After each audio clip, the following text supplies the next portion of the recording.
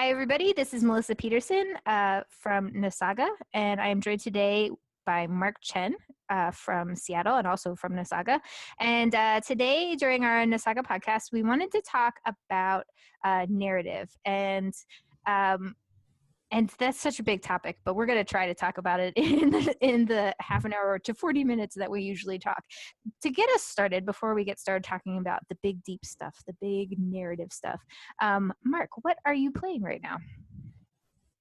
I've been playing a series of different games over the last 3 weeks, I guess. So 2 weeks ago, I was playing the point-and-click adventure series,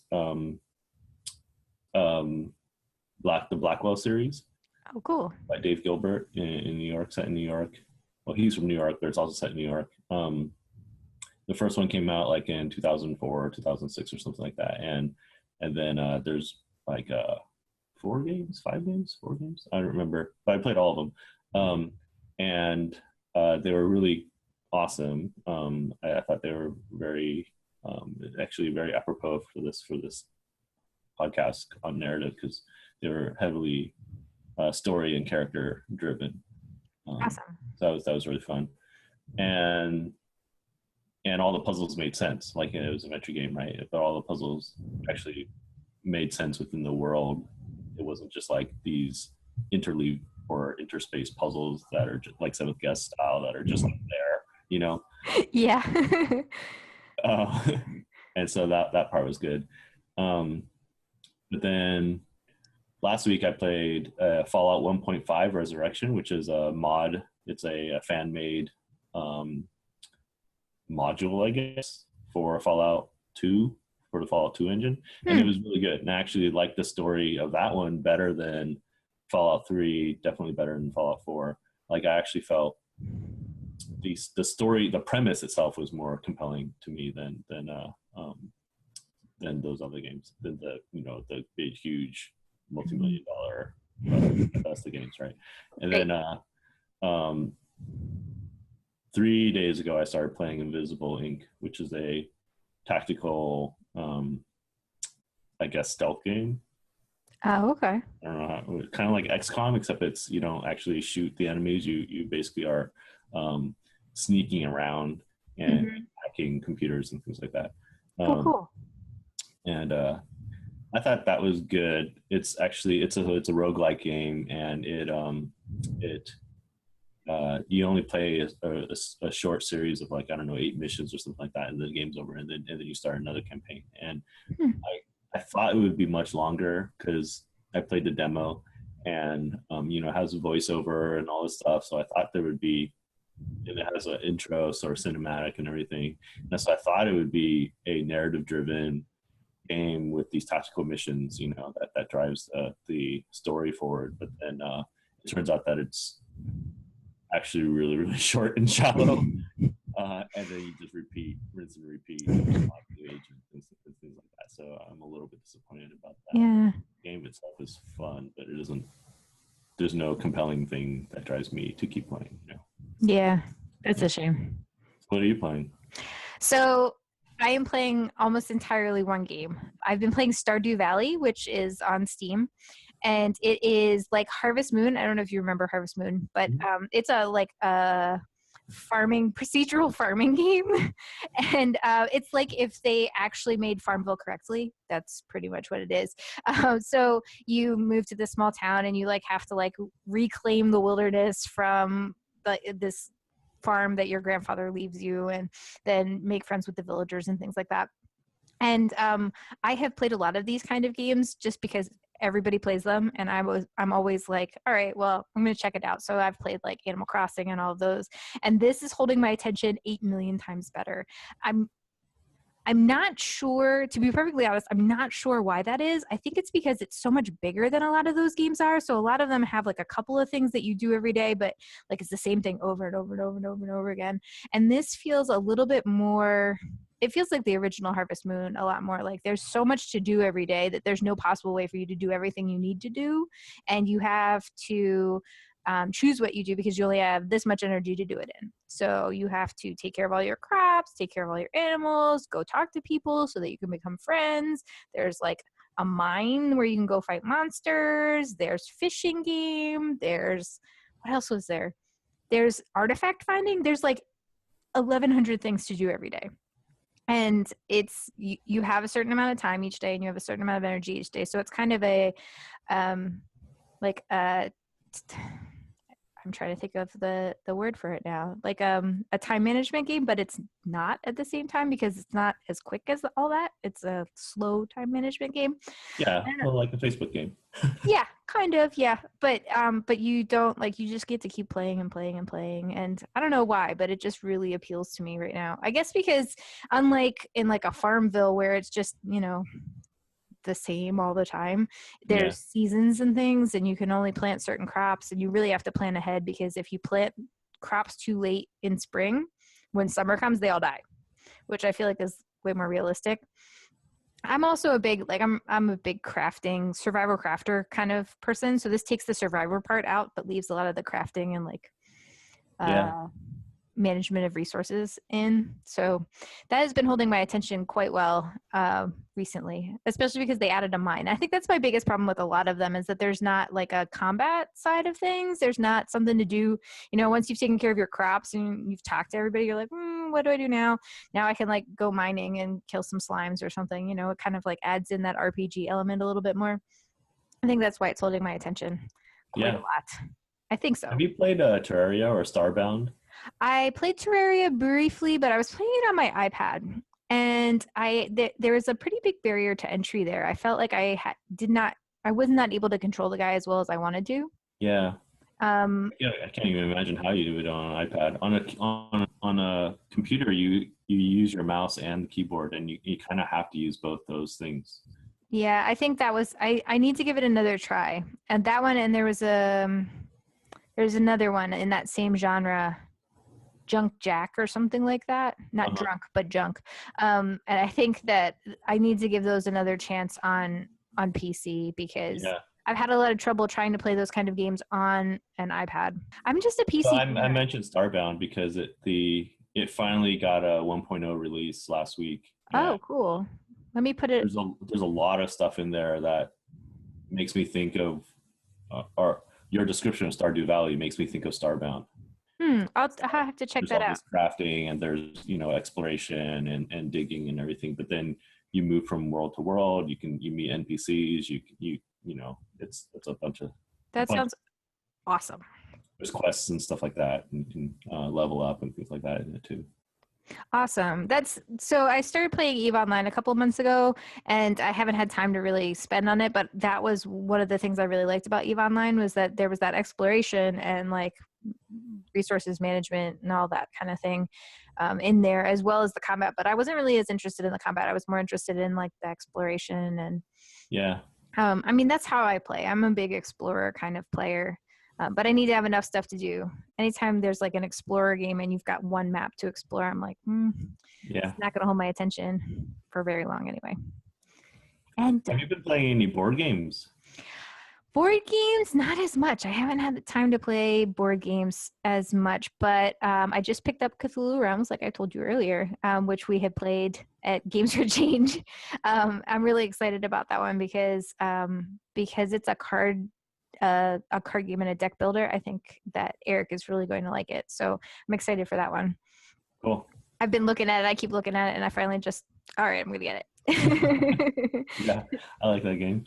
Yeah. Last night I played Time Stories, which is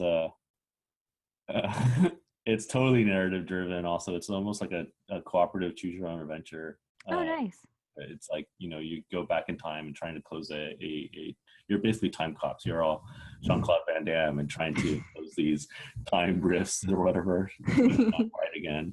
But it's a good game. Nice. I can't actually describe it because it would just spoil everything. It's one of those things where you play the story, and then once you play it, you can't really play it again because you know what's happening. Yeah. Story basically, but there's all these different. All the expansions are basically a new module or story that you can play. Awesome. Anyway, so we should probably move on. Yeah, we should probably talk about narrative. So we've mentioned a couple of games that were pretty narrative heavy. we came up with a whole bunch of different things we could talk about with narrative. So one of the things that before we started recording we were talking about was this idea of narrative-based games rather than gamification, because I feel like that's actually one of the big topics that I see a lot about online anymore is gamification, and what makes an actual game versus what is just game mechanics. Basically, what is a game and what is gamification? And I think to me, the big thing really kind of is that narrative. And I think that gamification and games work differently because of the motivation behind each of those things. Yeah. So, I mean, it might be a good idea to just, well, so there's multiple ways to define gamification, right? that's also true. There's definitely controversial ways to define it. So if we just go by the fact that you're making some sort of activity that isn't a game, more like a game, so that you increase engagement, that's like one definition, right? Mm-hmm. But the devil's sort of in the details, and one way that word is used is when people just sort of add points to an activity, like achievements or Starbucks points or frequent flyer miles or whatever, and so you're basically adding points as this sort of reward system to get people to do the activity more, right? Mm-hmm. Which is sort of the version of the word that gets derided a whole bunch because it's not actually making the activity more game-like. Right. You know, so like just the fact that something now has points doesn't necessarily make it an engaging game. And there's a difference between extrinsic and intrinsic motivation there. And then some people use the word to mean, I guess, game-based activities. So like you can actually change the nature of the activity to be more game-like, where you have these sort of interlocking systems and like doing one thing affects the outcome of another thing, and or like you kind of have to weigh pros and cons of different decisions. Mm-hmm. Or what we're talking about today is narrative-driven games, and so one way of gamifying something is actually to add a narrative layer to it, so that people then become invested in the story and really want to see where you're going and everything, right? Right. I think that is one of the big things you see with they're kind of, I feel like they're kind of falling off the wayside, but the alternate reality gaming. I've been to a couple of conferences where an alternate reality game was sort of built around the conference, around networking or around whatever. And the ones that have been most successful are the ones that have a narrative that you know why you're trying to do this. It's not just like find 5 people to network with. It's you have to network with these 5 people because of X, Y, and Z, because this narrative calls for that just naturally. Yeah. So rather than telling people to network with 5 people, it's, you know, figure out who the secret agents are or whatever. That's a big thing in ARGs, that secret agent thing. Yeah. But there's one issue though that comes up is that just throwing in these, like, so if we're talking conferences, so like, and I've done design for both of those types of things, right? So like, so you just throw in points for doing a survey at the end of a session, or have QR codes that you scan in when you check into different places or whatever, and you get points for those, and then there's a leaderboard and everything. And so that's sort of like the superficial, shallow way of doing it, but I've done that right before. And then the narrative driven, like what you did for NASAGA last year, you know, was a little bit more narrative driven and had this secret society that you're trying to you know, sort of discover and unveil. The problem is, I don't know, like if you're designing something to increase engagement for just some corporation or whatever, or some group of people who aren't, like, it isn't a gaming conference, then like, you know, can you still do the narrative approach and have there be enough sort of like critical mass of players to really get into it, or is it just going to be completely unfamiliar to them, and so just the sort of superficial pointsification of it is enough for them, you know? Yeah, I feel like I've seen it go both ways. I've seen, so we did a alternate reality game with a big company, a tool company, and it was a training game for them to learn the new website. So we didn't have like a big overarching narrative, but we had like little mini narratives that they played through, so they had to help different customers out. That made sense to them and that worked out. But I've also done ones, like you said, I've done ones where they weren't really interested in a narrative. They were just interested in people doing these behaviors, and that was it. And I think that it's like anything. Some people get it, some people don't. And I think it's also, just because I'm motivated by a narrative doesn't mean everybody's motivated by narrative. So I think that, at least for me, I'm always looking for the narrative. I'm always looking for why to play. And if there's not a narrative, not interested. But there's other people who are very motivated by points. So it's interesting to me though, because I don't really understand that. I think that's why I don't play a lot of the more like social games with leaderboards on Facebook. I play like other versions of those games because I'm not interested in competing against my friends. I'm way more interested in like what the game is actually about. Yeah. It's very interesting to me because I guess I don't understand that, like that want for points, but I was also not like a super sporty kid, so maybe that's why. I think for me, the reason why narrative is so compelling, I mean, if we were to deconstruct it a little bit, is that they make games meaningful for me. And so, and by meaningful, I mean that like the decisions that I make in the game have some sort of impact on, maybe they reflect who I am, or they reflect where I want a particular story to go for certain characters or whatever, or meaningful in the sense that, there's all these external things that I come with that I bring to the game, and I'm trying to relate to the game in a certain way. And so, when you just sort of throw points onto something, it doesn't really make a game compelling for me. But if you have some way of making it so that, I don't know, I mean, I'm just totally brainstorming, but like maybe if you had like different amounts of points for different sessions, and if you stuck with, like, let's say you stuck, a lot of conferences have like different tracks, like there's an education track, there's a neuroscience track or whatever, like at Games for Change. Maybe you get 10 points when you go to the first session of one of these tracks, but if you stick with the same track, like you get 20 points or something like that. It encourages you to then sort of stick or specialize. I'm not saying that that's what they would necessarily want or anything, but if that is a goal,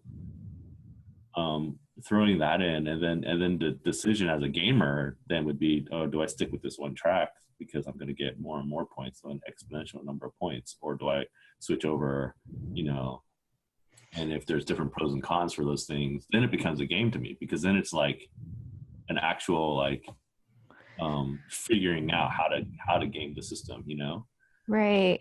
I feel like that's an interesting thought though anyway, because if you think about the tracks as being sort of stories that the conference planners are trying to tell. So they're trying to tell a story about neuroscience and gaming, or they're trying to tell a story about games for learning, or I've forgotten what the third track was at Games for Change, but it's just like social change stuff. Oh yeah. So social change, social justice issues or something like that.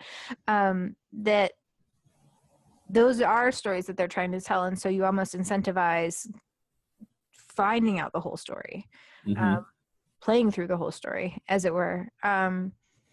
I think that that's an interesting point, because I think on some level points can support that kind of gameplay. Yeah. I mean, I think points are useful in nudging players a certain direction, but not necessarily driving. Like, it shouldn't be because you want these points, that's why you're playing the game. Or, I mean, for some players it is, right? But for me, it's more compelling when points are sort of hinting at this larger thing to discover. You know what I mean? Right. Yeah, I think that's So that's one of the things I like about the exploration style games, is that usually there's some sort of thing like you have found whatever 60 of 480 things that you can find in this game. And so that's an incentive for me to go explore more so that I can find all of them, like the whole Pokemon Go phenomenon. So that's currently what their incentive is like find all the things. Yeah. And I think that those are really good for pushing people to do those sort of exploration activities that not everybody, that's not the play style for everybody, but that allows people who do play exploration style to engage with something that could be played multiple ways. I feel like that seems like to me like a first step in a narrative is, or at least in putting a narrative on some of these experiences, is that you want people to play all the way through to the end. You want people to engage with it all the way through, whatever you have in mind, whether it's a curriculum, whether it's a storyline, or whether it's just like keep playing until the end of the conference. I think that is an interesting thing, though, because I don't know that for anything longer than, say, a conference, I'm not sure that has long-term engagement possibilities. So this is the thing I've been thinking about with Pokemon Go. It seems like it's going to be, it's really big here right now. It's really big everywhere right now.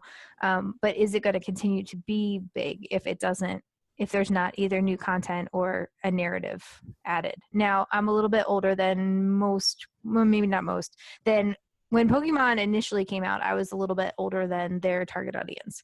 So I don't necessarily have that nostalgia for it that a lot of the players have. I have played it. But it seems to me like right now, unless they start dropping new content next week, maybe, that they're going to start losing players.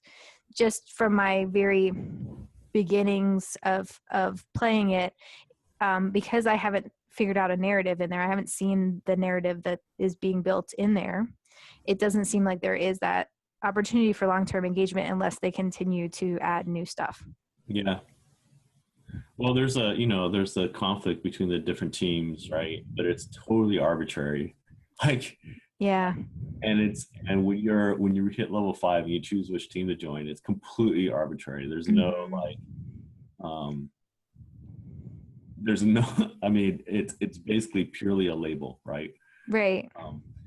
And so that part of it is well, that's the problem they had with Ingress too. It's based off of Ingress, and the problem that they had with Ingress is that it started off like gangbusters, and then people were like, now what? And so they started having the live events and things, which I thought were brilliant, but really hard to get everybody everywhere who's playing Ingress to go to a live event in Michigan, for instance. So I thought that the idea had a lot of potential, but again, I think we're going to see it again with Pokemon Go. I hope we don't, because I think it's really awesome that there's this many people playing games now in public all over the place. I'm definitely not the curmudgeonly, like, stop playing Pokemon Go. I think it's great. There's people taking walks who would never take walks before. I think it's great. But I'm concerned about the long-term engagement, because I'm not sure anybody's figured out a great way to get that long-term engagement. But it could surprise me, because Pokemon is way bigger than Ingress ever was. Raph Koster posted a piece on how alternate reality, or not alternate reality, sorry, augmented reality is basically an MMO. Or maybe he meant both alternate and augmented. That's the funny thing with Pokemon Go. It's kind of like both augmented and alternate now. And all the things that you see in an MMO with like real market trading, or like social issues, or awesome social bonding and everything, it can happen or will happen in an AR game as well. Yeah, for sure. People have been like meeting up. Somebody I know saw somebody that they hadn't seen in like 10 years, and now they're hanging out again because they were both playing Pokemon Go. I think that side of it is really awesome. I do think, though, like you said, an economy that's the kind of thing you see in an MMO that has more staying power, that people are, playing it beyond what the initial idea of it was. The initial idea for World of Warcraft especially was that it was kind of like a big RPG. But once you start adding in an economy and ways for people to interact, that's when things get a little more interesting. Chat and trading. Like you can trade Pokemon with other players. I think they're gonna add that as well. Yeah. Well, there's already somebody who's got them all. I heard a thing. I'm surprised it took them that long to get all of them. But apparently some guy spent 2 weeks walking 8 hours a day, and he now has all of the Pokemon. Wow. But now where does he go with that? And that's, I think, the thing that I'm interested to see how that goes, because I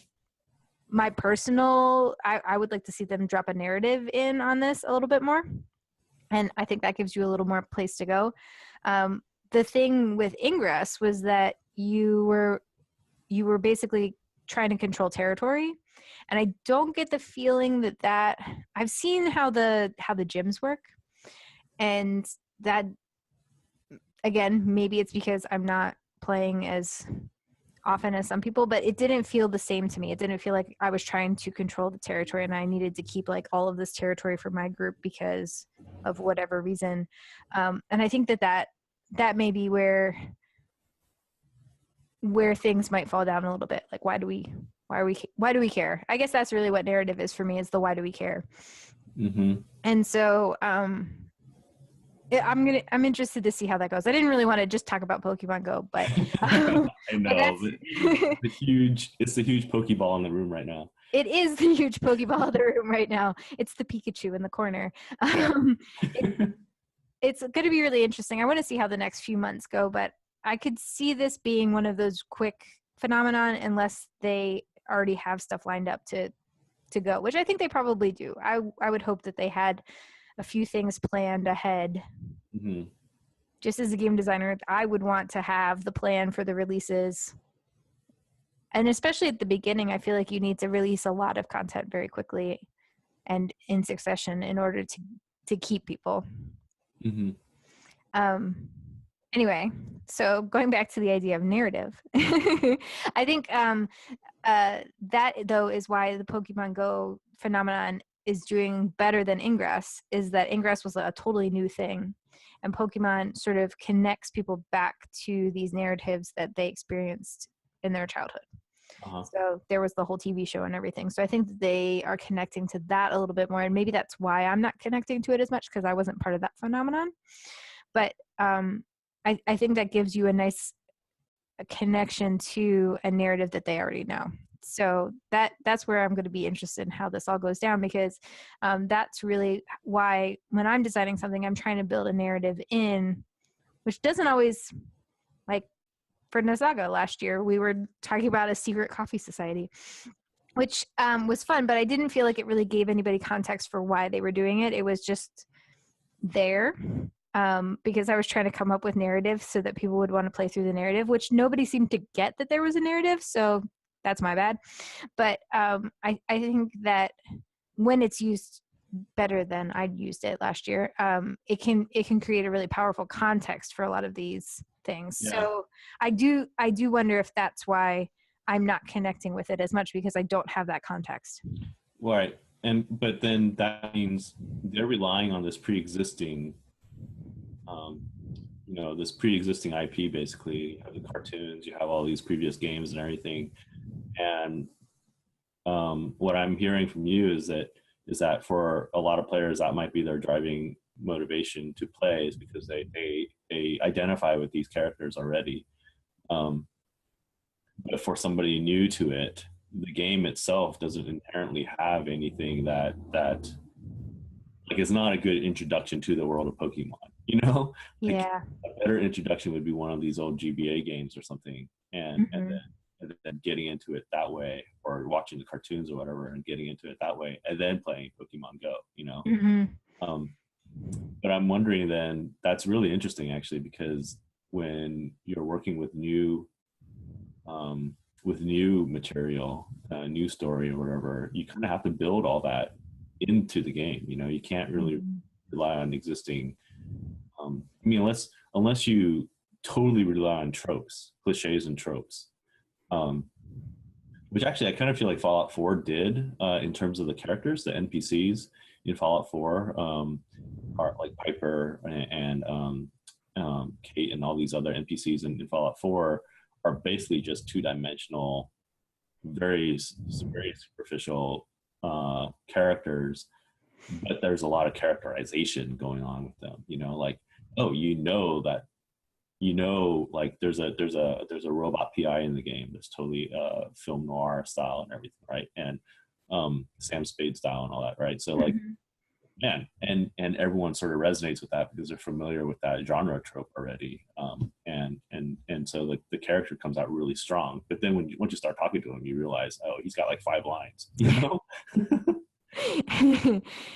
Yeah, that's actually one thing I like about Stardew Valley is that even though the characters, so you meet like a whole host of characters, but the NPCs, they start off with like this set of lines, but as you get to know them, they move into a different set of lines, because it's all about building relationships. So, as you get to know them better and better, you open up new storylines for them.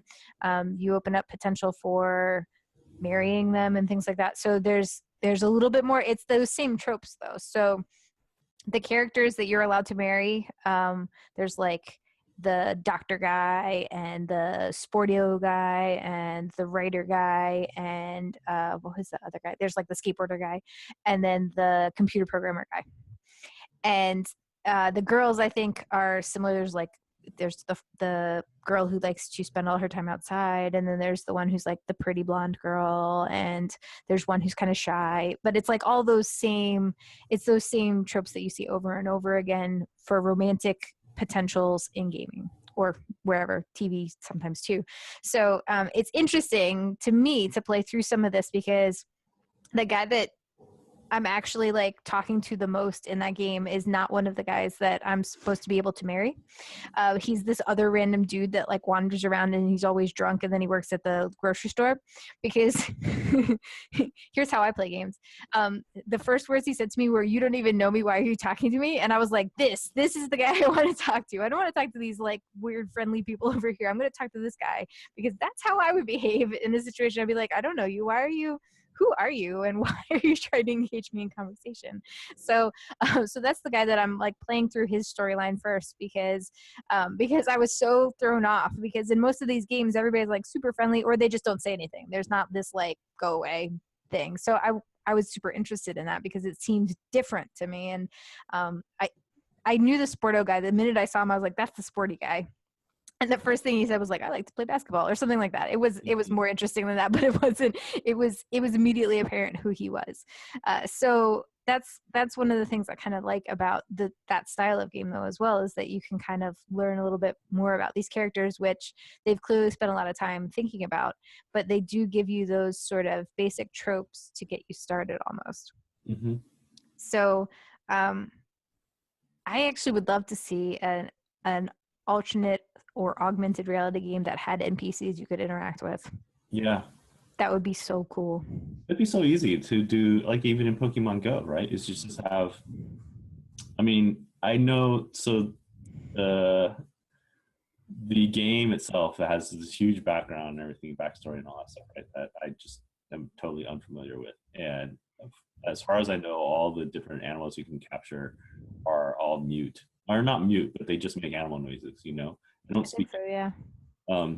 But it would be cool to, like you could talk to Pikachu and Pikachu could help you with your homework or whatever. Or, like and each animal then might have a different backstory that you could talk about and learn about. I think that would be cool. Yeah, I think that would add a lot of value to it as well, because like I have some vague ideas. My little brother was really big into Pokemon. So I have these like vague ideas about each of the different Pokemon, but I don't really know that much about them, and I would like to know more. And there's a lot online. If I go and Google it, I can find out all sorts of stuff, but it'd be cool to have access to that in the app as well. Yeah. To me, Pokemon has always been like, I don't know, the way I read it is like you're basically really horrible people capturing animals to do fighting and keeping them in these little balls. Right. Yes. I mean, you're worse than dog fighters, you know? That's terrible. But yes, I can see like that is kind of I think the thing, so I don't really know the story except for that I know that in the TV show there was this other team Rocket, I want to say, and they were like the bad guys. And I think that they're the ones that are like supposed to be trying to like keep all the Pokemon hidden away for themselves, or I don't know. There's undoubtedly going to be a comment on this like, you don't know anything about Pokemon. Yeah. I admit it. I don't really know about Pokemon. But I think if they even just added that, if they added in a bad guy instead of like the other people being a bad guy, so maybe, you know, you've got your teams, but then you're all trying to fight off this bad guy. Yeah. Even a bad guy, I think, would add a lot to the game. I think that's kind of like, I mean, that's what narrative is, right? It's coming against conflict and winning out, hopefully, if it's not a tragedy, winning out at the end. That I think that is important for motivation, though, because, you know, everybody likes to be the hero of their own story. Mm-hmm. So I think that in a lot of ways, until we start to see augmented reality games and social games that have some element of that in them, I think we're going to see a lot of games that are like huge and then gone, huge and then gone, huge and then gone. Because the mechanics are really cool on a lot of them, that they just don't have staying power. Like, right. I totally missed the Flappy Bird thing, completely missed it. All of a sudden it was gone. I wasn't aware of Flappy Bird until you made your game a week of it was the Flappy Professor, but it wasn't called that. Unflappable Academic. Yes, the Unflappable Academic. That is when I became aware of Flappy Bird, because it was here and gone so quickly that I had no idea. He had taken it down off of the App Store before I even was aware it was a thing. And I think that we're going to continue to see things like that unless people start to build in interesting narratives and interesting conflicts into their games, which I think there are some people doing a really good job of that. This is not to say that there aren't games out there. Like Fallout does a really nice job of playing. That was a lot of what I was doing when I was playing Fallout. And there's definitely the adventure games are sort of coming back a little bit. They're sort of underground, but they're still kind of there. And I've seen quite a few. So I mean, there's Life is Strange. Did that win? That was the one that won. Life is Strange. So that one seemed to be way more narrative focused than a lot of the games that I've been seeing, not coming out of their studio, obviously, but just like in general, the narrative focus of Games for Change was really quite high, which I appreciated quite a bit. The couple of sessions I sat through where people were showing off their early prototypes, they were all very narrative focused and like unlocking narratives. Artifact 5 is doing a really neat game about depression, and that's about unlocking the whole story. You don't really remember what happened, and you have to basically play a little adventure game through your memories to figure out what happened. Mm-hmm. That's the kind of thing that I would love to see somebody try to do that as an ARG or as an augmented reality game. That would be so cool. Mixed reality, as we learned about. I think that would be a really, really interesting thing.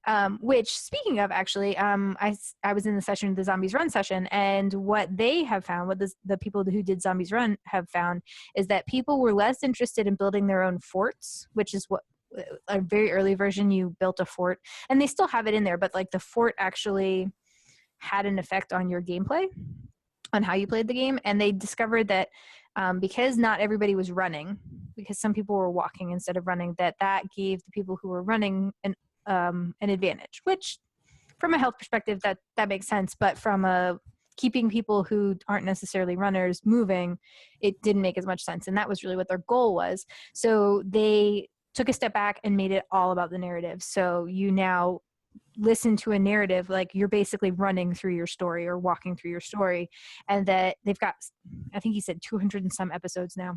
I downloaded it and I haven't checked it out yet, so that's my bad. I had no idea there was a long story. It was a great talk. But anyway, basically what they found out was that people were willing to do a lot of activity just to hear what was going to happen next. And that, I think, to me is really the power of the narrative.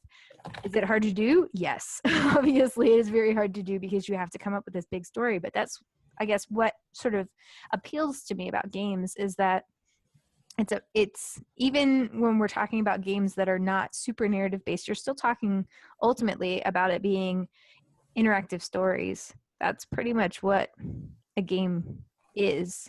Interactive stories that have a way to win, a way to be the hero. But to me, that's really kind of what takes something that could just be called gamification into the realm of a game.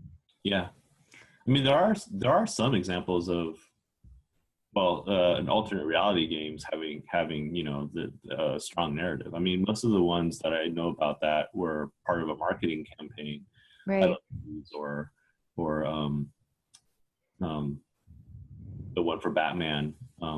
You know, I believe definitely had some sort of end. It wasn't like this continuous ongoing thing. It was like you were trying to solve these puzzles because you're trying to uncover some conspiracy type of thing, and then the games did actually have a particular end to them, Right. And I guess maybe that's one way of differentiating an alternate reality game with an augmented reality game. I mean, the Pokemon Go is this augmented reality thing that maybe doesn't have an end unless you catch them all, but it's not like there's a story behind it. Whereas an alternate reality one is more about blurring what's real and what's not real. Mm-hmm. And because of that blur, I don't know, maybe there's that inherent sort of motivation of just trying to figure out what the hell is happening, Yeah. I wonder if the reason that it's hard to implement, I just thought of this, is because it's hard to get new players into a story that is already partway done for other players. Yeah, that's so, true. Yeah, anytime you've got these like big live things, if I start a week after everybody else, then I'm already at a disadvantage, even if I can play through to the end. I think that's got to be, because otherwise, so your options are to create a pervasive game that everybody could pick up and play at any time forever, or to come up with something that has an end. But when you're talking about a big live augmented alternate reality thing, then you have to have a puppet master on call all the time to be running all parts of the game at all time. Yeah, for different players who might be at different moments in the game. Mm-hmm, exactly. That was the thing about I think that's why it's worked as a marketing campaign more than anything else, because if you think about like I Love Bees, there was a definite end date and people caught up on what was going on by checking out forums and things. So I think that... Did you ever play Majestic? I have not played Majestic, no. I've heard about Majestic, but I haven't played it either. But my understanding is that it is more of an individualized alternate reality game. Like I think, I don't know. I haven't played it, but I seem to remember that you would actually get phone calls to your house and things like that, But yeah, dependent on, it was individual, and so one player could be at a different moment in the story than another player, and so you would get a phone call depending on which part of the story you were in. And the reason why it was alternate reality was just because of that blurring of worlds. It wasn't that it was this massive thing that a whole bunch of players were playing together. You know what I mean? Right. Yeah. I'd be interested to see, I want to see how, I should probably read a walkthrough or something to see how that goes for them long term though, again, because I don't know, maybe we're not looking for long term. Maybe my basic premise that things should last a long time is totally based on World of Warcraft, and that is an unrealistic expectation for things. I don't know. I think that it's bound to be hard to do these sorts of things, especially if there's deep narrative for any. I feel like it almost has to be event based. Yeah. Well, it's such a paradox. I mean, what we're talking about right now is just that the adventure games that I tend to love are games that are like less than 10 hours long, Right. And it's because they have a very strong sort of beginning, middle, end type of story. Mm-hmm. And it wouldn't make sense for them to go on forever, because the world itself might go on forever, but then you would have these different stories within the world, right? Right. Which, that would make more sense. But then you basically have these standalone games. Yeah, I wonder if this is an artifact from a lot of the open world stuff, because I feel like people expect to engage for a very long time with things, and so they almost expect hundreds of hours out of a big game. So like Diablo 3, when it first came out, it wasn't that long of a game. People were playing through it very, very quickly, and they've added chapters to it. One or two chapters. I think they're planning to add another one soon, and then they've come up with an more open world sort of style for those people who have been playing for a really long time. So they've got a lot. They've added gamification to the back end, so that when you've played through the whole storyline, you still have something to do. Yeah. So, well, and then they've added these seasons where you basically start over. Yep. Every 3 months or whatever. And everything, yeah. Yeah. I just maybe they're unreconcilable. Maybe there's the open world style, and then there's like the classic adventure games with the deep narrative. Yeah. And this would touch upon, like one of the things that we wrote in this document to talk about is designed versus emergent narratives, and emergent narratives being narratives that sort of arise out of gameplay, out of players just interacting, and then interesting stories. Mm-hmm. Right? But as a designer, you can write a very specific story that you want to get your players to experience, or you can design for these emergent things to happen, and you can deliberately design for those emergent things to happen. And both of those, I think, I would count as a strong narrative, or a strong sort of reason to play. Yeah. I feel like you see that a lot with Minecraft, the emergent storyline, people playing through, especially on group servers, playing through together, and all of the social interactions that come out of that.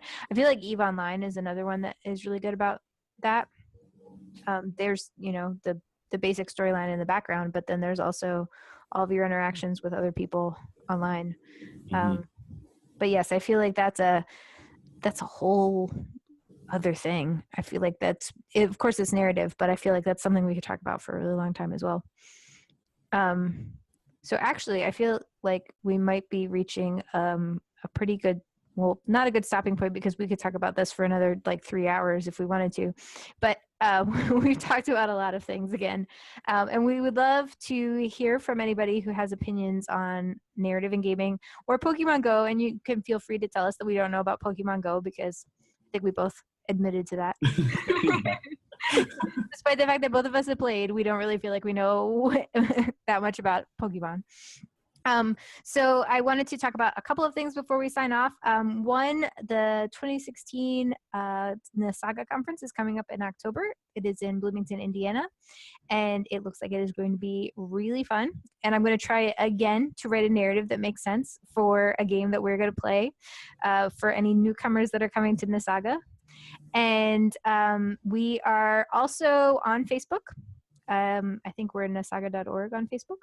And we're also on Twitter @NASAGA.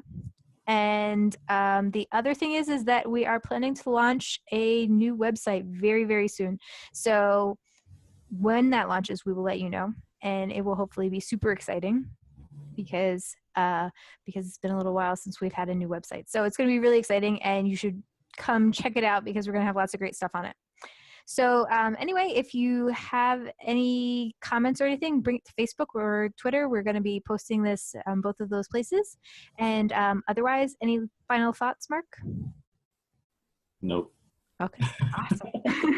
So great. It was great to talk to you, and I'm sure we will do this again soon. Yeah. Bye, everyone. Bye.